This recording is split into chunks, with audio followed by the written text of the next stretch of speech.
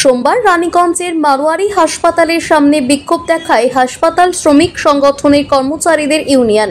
আসানসোল উপবিভাগ গেটের সামনে বিক্ষোভ দেখায় তাদের দাবি হচ্ছে দীর্ঘ ৮ মাস পেরিয়ে যাওয়ার পরও ম্যানেজমেন্ট কোনো হেলদোল নেই। বেতন চুক্তির প্রতি হাসপাতালের সমস্ত রকম ফিস বৃদ্ধি হয়েছে, কিন্তু যে ৩ বছর পর বেতন চুক্তি হয় সেই বেতন চুক্তি এখনো পর্যন্ত একই। বেশ কয়েকবার তারা স্মারকলিপি দেওয়া হয়েছে ম্যানেজমেন্ট কর্তৃপক্ষ থেকে। এই বিষয়ে ম্যানেজমেন্টের কোনো সদুত্তর পাওয়া যায়নি। বেতন চুক্তি বিষয় কর্মচারীদের বেতন বৃদ্ধি হবে কি হবে না, হসপিটালের ইউনিয়নের সাধারণ সম্পাদক পরাণ মাঝি জানায় যে এই পাশাপাশি তাদের আরও একটি দাবি, অস্থায়ী কর্মী অবিলম্বে স্থায়ীকরণ করতে হবে।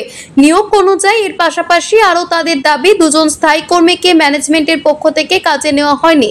ওই 2 কর্মীকে বসিয়ে দেওয়া হয়েছে 7 মাস ধরে। যাদেরকে বসিয়ে দেওয়া হয়েছে অবিলম্বে তাদের কর্মরত করতে হবে, অবিলম্বে পুজোর বোনাস দিতে হবে। পুজোর আগে এই বিষয়ে ম্যানেজমেন্ট কর্তৃপক্ষ 7 দিনের সময়সীমা নিয়েছে বলে জানা গিয়েছে। এই পাশাপাশি শ্রমিক নেতা দিব্যেন্দু মুখার্জি সরাসরি রাজ্য সরকারকে দায়ী করলেন। তিনি বলেন যে 13 বছরের টাকা মারার কোম্পানি রাজত্বকালে মমতা বন্দ্যোপাধ্যায়ের নেতৃত্বে পশ্চিমবঙ্গটা রসাতলে চলে গিয়েছে। রসাতলে যাওয়া 2টি ঘটনার বিরুদ্ধে আজকের এই আন্দোলন বলে জানান তিনি। তাদের দাবি, আরজিকর কলেজে মহিলা চিকিৎসককে নৃশংসভাবে যে হত্যা করা হয়েছে সেই হত্যার সমস্ত প্রমাণ লোপাট করা হয়েছে। সবাইকার দাবি হচ্ছে আরজিকর ওই মহিলা হত্যাকাণ্ডে মাথা ধরো, জেলে ভরো। এছাড়াও একই দফায় একই দাবি, মুখ্যমন্ত্রী পদত্যাগ। এই দাবি এখানে সোচ্চারিত হলো। তিনি আরো জানায়, দ্বিতীয় বিষয় হলো রাজ্য রসতলে যাওয়ার কারণ। রাজ্য প্রশাসন নিশ্চুপ, 8 মাস ধরে কোনো বেতন চুক্তি করা হয়নি, শ্রমিকদের ছাঁটাই করা হচ্ছে। ম্যানেজমেন্টের কাছে যাওয়া হয়েছিল, দীর্ঘ 8 মাস হয়ে গেল, ম্যানেজমেন্টের কোনো সাড়া শব্দ নেই, নতুন বেতন চুক্তি নেই।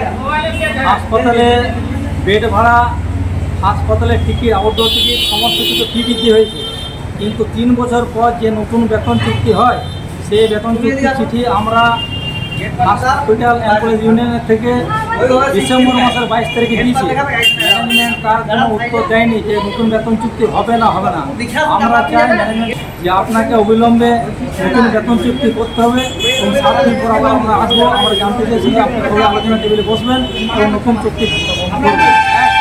2 নম্বর, 2 যেটা হচ্ছে অস্থায়ী যা কর্মী, সেই কর্মচারীকে অবিলম্বে স্থায়ীকরণ করতে হবে নিয়ম অনুযায়ী। কথা 13 বছরের টাকা মারা কোম্পানি রাজত্বকালে শ্রীমতী মমতা বন্দ্যোপাধ্যায়ের নেতৃত্বে পশ্চিমবঙ্গটা রসাতলে গেছে। রসাতলে যাওয়ার 2টি উদাহরণ এবং 2টির বিরুদ্ধে আজকে আমাদের প্রতিবাদ। প্রথম হচ্ছে যে আরজিকর কাণ্ড। এটা আমি প্রথম কথা আজকের এই প্রতিবাদটা আমরা করছি রানীগঞ্জের একটি ট্রাস্ট দ্বারা নিয়ন্ত্রিত একটি বেসরকারি হাসপাতাল। সেই বেসরকারি হাসপাতালের কর্মচারীরা আজকে রাস্তায় বেরিয়ে প্রতিবাদটি করবে। প্রতিবাদের প্রথম ইস্যু আরজিকর কাণ্ডে মহিলা চিকিৎসককে পাশবিকভাবে অত্যাচার করে হত্যা করা হয়েছে।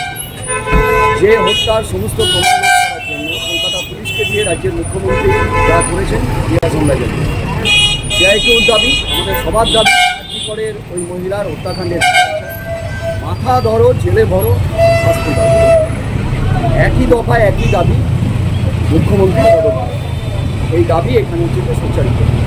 দ্বিতীয় বিষয় হলো রাজ্য রসাতলের আরেকটি উদাহরণ, যে রাজ্য প্রশাসন নিশ্চিত 8 মাস ধরে বেতন চুক্তি এদের বাকি, শ্রমিকদেরকে ছাঁটাই করা হচ্ছে। রানীগঞ্জের তৃণমূল কংগ্রেসের এমএলএ আছে, এমপি তৃণমূল কংগ্রেসের, কারোর কোনো নজর নেই। ওরা ভোটের সময় ভোট নিয়েছে, ভোটের পরে হচ্ছে যে লুটপাট চালিয়ে যাচ্ছে। ফলে এই যে শ্রমিকদের দাবি, এখানে হিটলারশাহী চালানো হচ্ছে।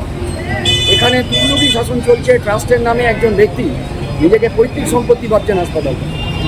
এই হাসপাতালে হাজার হাজার গরিব মানুষ এখনও পর্যন্ত সহায়ক। আমাদের রানীগঞ্জ, আসানসোল, জামুরিয়া, ওদিকে বাঁকুড়া, ওদিকে কাজরা, অন্ডাল, এটাকে ধীরে ধীরে বন্ধ করে এটা বন্ধ করার ষড়যন্ত্র চলছে। রানীগঞ্জ থেকে সুরজিৎ বাউরির রিপোর্ট, টিভি নিউজ 10। সুলভে সঠিক চিকিৎসার একমাত্র প্রতিষ্ঠান বিবেকানন্দ হসপিটাল। 24 ঘন্টা emergency service, blood bank, trauma care. আপনাদের সেবায় আমরা তৎপর। গুণমান ও পরিষেবায় দুর্গাপুর বিধাননগরের ডক্টর জাকির হোসেন এভিনিউর বিবেকানন্দ হসপিটাল শিল্পাঞ্চলের মানুষের মন জয় করেছে।